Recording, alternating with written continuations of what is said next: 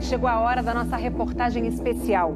Há 30 anos, objetos voadores não identificados foram perseguidos por aviões caça da Força Aérea Brasileira nas áreas de São Paulo e do Rio de Janeiro. Você vai conhecer agora gravações inéditas desse episódio, que ficou conhecido como a Noite Oficial dos OVNIs. Foi assim que o Fantástico deu a notícia.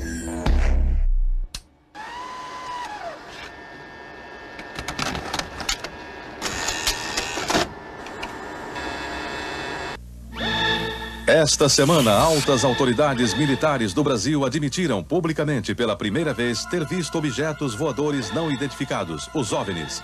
O próprio ministro da Aeronáutica, Brigadeiro Moreira Lima, deu entrevista para informar que pilotos das bases de Santa Cruz, no Rio de Janeiro, e de Anápolis, em Goiás, chegaram até a perseguir e a ser perseguidos pelos objetos voadores não identificados na região de São José dos Campos, sobre o Vale do Paraíba, e trechos do estado do Rio de Janeiro.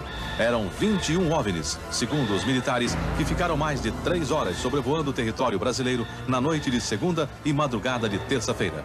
Toda vez que é detectado algum objeto não identificado, evidentemente há um processo bastante eficiente de verificar se foi alguma aeronave que está voando sem um plano de voo aprovado, etc.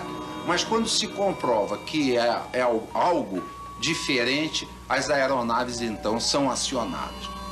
O que ocorreu foi que os radares detectaram vários objetos não identificados. Veja agora, minuto a minuto, o que aconteceu naquele 19 de maio. Às 8h30 da noite, um ponto luminoso é avistado pelo controlador de tráfego aéreo na torre do aeroporto de São José dos Campos, São Paulo. Um avião Xingu da Embraer se aproxima para pouso e o controlador pergunta ao comandante: "Você está vendo o ponto luminoso?" O Xingu confirma o avistamento, muda a rota e tenta se aproximar do OVNI. Quem estava no comando do avião era o coronel Osiris Silva, que voltava de Brasília depois de tomar posse como presidente da Petrobras. Eu vi um objeto luminoso no espaço, parecia um astro normal. Eu voei na direção dele e após 5, 6 minutos de voo, fiquei com a impressão de que ele começou a esmaecer, a perder a intensidade e o brilho. 9h14 da noite. O controle de radar de São Paulo registra sinais sem identificação. 9h20. O controle aéreo em Brasília confirma a presença de objetos voadores não identificados. 10h23. O primeiro jato F-5 decola da base aérea de Santa Cruz, no Rio de Janeiro. Ele carrega armamento de guerra pronto para ser acionado. 10h45. O radar da base aérea de Anápolis, em Goiás, detecta sinais no radar. Um Mirage também armado decola em busca dos OVNIs. 11h15 da noite. O piloto do primeiro F-5 a entrar em ação avista um ponto luminoso e começa a perseguir o objeto voador não identificado. Nosso objetivo justamente era esse, se aproximar e identificar. Nós não conseguimos nem nos aproximar, muito menos identificar. 11h17. Mais um Mirage decola da base de Anápolis para perseguir os objetos. 11h20. O caça F-5 recebe pela primeira vez um sinal no radar de bordo confirmando a presença do objeto não identificado à sua frente. 11h36. O terceiro Mirage sai da base de Anápolis, mas não consegue contato visual com os OVNIs. Naquela noite, 5 jatos da Força Aérea foram acionados e retornaram sem conseguir se aproximar dos objetos. Os radares do Sindacta em Brasília registraram um total de 21 sinais desconhecidos no céu do Brasil. O grande personagem dessa história foi o controlador de voo que estava na torre de São José dos Campos. O sargento Sérgio Mota da Silva, que aparece nessa foto tirada na torre de São José poucos dias depois do incidente, foi quem deu o primeiro alerta sobre OVNIs. 30 anos depois, Sérgio, que hoje é controlador de voo civil, deu a primeira entrevista para uma TV. Ele preferiu não mostrar o rosto. Tem alguma coisa aqui no setor noroeste de São José? Um farolzinho por lá? Eu estou olhando bem, o bicho está parado. Nem sobe, nem desce, nem vai para a esquerda, nem para a direita. Está paradinho lá. Estou olhando, não é estrela não. É um farol. A olho nu parecia um avião. Quando coloquei no binóculo para observar, é que eu vi que ele era extremamente cintilante, multicolorido. Tinha vermelho, azul, branco, lilás, um monte de cores, com uma certa predominância do laranja, mas ele era muito bonito. O controlador pediu ao avião Xingu para tentar avistar o objeto. Eu expliquei a ele onde estava o objeto, pedi a ele que se ele tivesse avistamento, ele me informasse. Você permanece com ele à vista? Aqui na cima. Aqui nós temos a ponta vista. Esse bem visível, poderia descrevê-lo? É uma estrela grande. Estrela grande e bem vermelha. Entendido, grande e bem vermelha.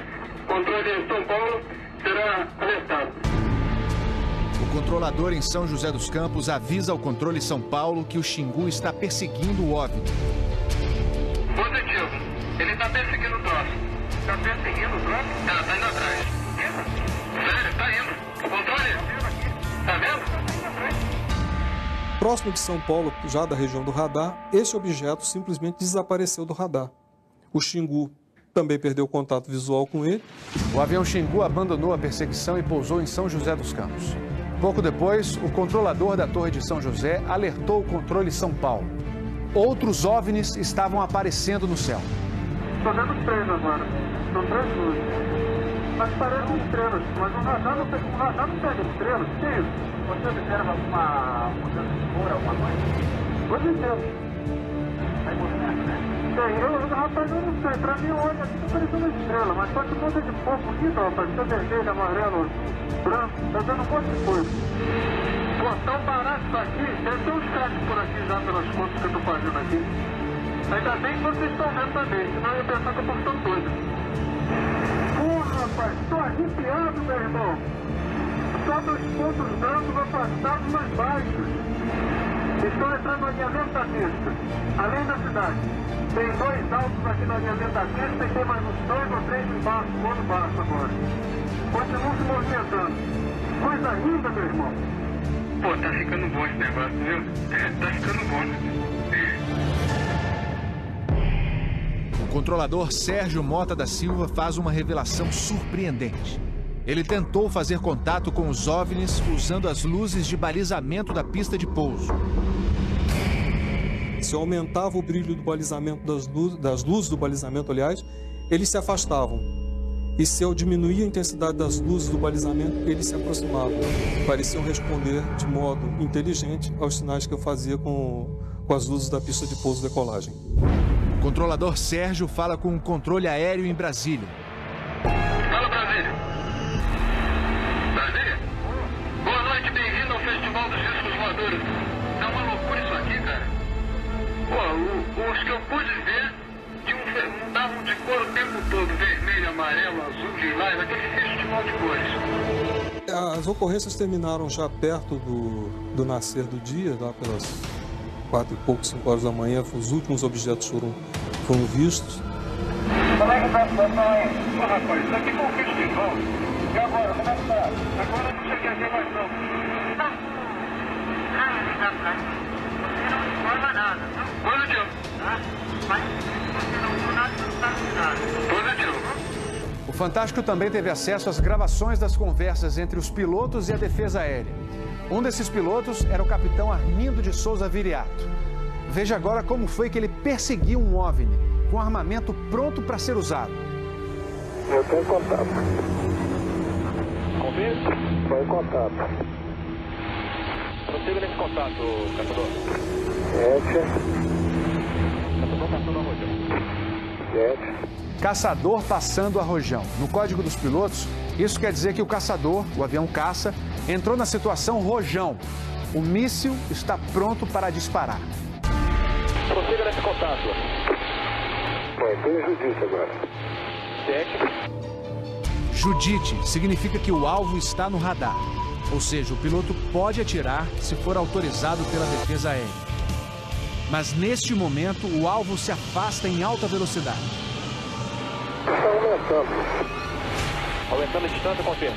Afirmativo. A distância está aumentando de novo aqui. 7. Aumentando rápido. Comportamento muito estranho, ok? O capitão Viriato falou sobre a incrível velocidade dos OVNIs numa entrevista ao Fantástico. Essa aceleração, o radar de Brasília chegou a pegar na época de defesa aérea, deu aproximadamente Mach 15. Isso aí daria em torno de 15 mil km por hora. 15.000 quilômetros por hora é uma velocidade muito acima dos jatos mais rápidos do mundo, que chegam no máximo a 4.000 quilômetros por hora. Um documento confidencial do Comando de Defesa Aérea de junho de 1986 concluiu: os objetos produziram ecos nos radares do sistema de defesa e também nos jatos que perseguiram os OVNIs. Houve contato visual dos pilotos. Os objetos atingiram velocidades supersônicas e mostraram capacidade de acelerar e desacelerar de modo brusco. E a principal conclusão do relatório: os fenômenos são sólidos e refletem inteligência, pela capacidade de acompanhar e manter distância dos observadores, como também voar informação. Não foi possível identificar a origem dos objetos.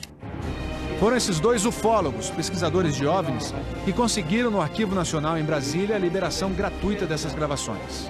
O fenômeno OVNI é real, existe, e o governo sabe disso, as Forças Armadas sabem disso. Essa documentação sendo exposta para o público permite que as pessoas entendam que isso não é brincadeira. Não tem como a gente falar que seriam naves extraterrestres, né? Eram objetos voadores não identificados. Não podemos dar qual a procedência deles, qual a origem. É alguma coisa inexplicável do nosso ponto de vista tecnológico à época e mesmo ainda hoje.